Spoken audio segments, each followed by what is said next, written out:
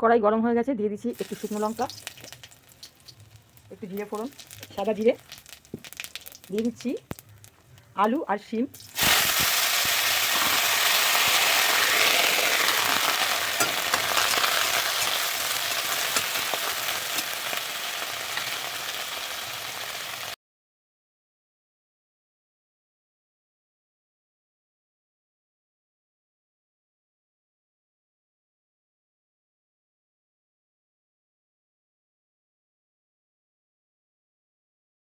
দিয়ে দিচ্ছি এটার মধ্যে লবণ, হলুদ ও লঙ্কার গুঁড়ো।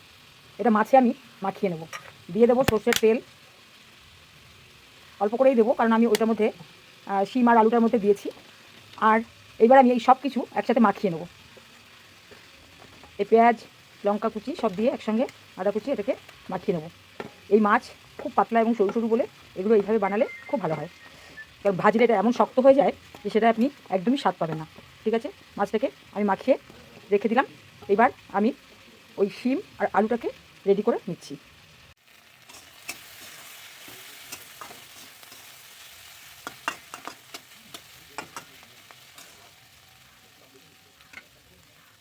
শিমটাকে আর একটু ভেজে নেব। এইবার ওপর থেকে এই মশলা মাখানো মাছটা আমি দিয়ে দেবো।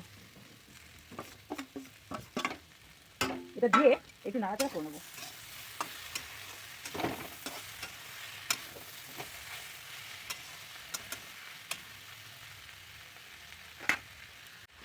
মাছটা দিয়ে একটু নেড়ে চেড়ে নিলাম। এবার দিয়ে দেবো আমি জল, খুব বেশি না, অল্প।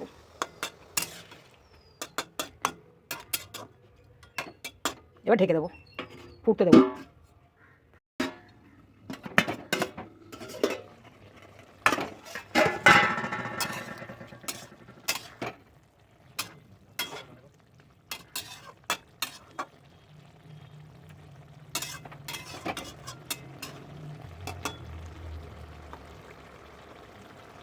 তরকারিটা হয়ে গেছে, এবার আমি নামিয়ে নিচ্ছি।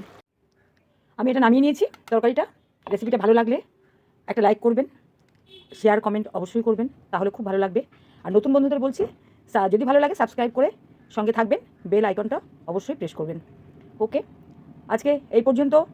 শুভ দীপাবলি এবং কালী পুজোর উৎসব, আলোর উৎসব, সবার জীবনে আলো নেমে আসুক এই প্রার্থনা করে আজকের ভিডিও আমি এখানেই রাখছি।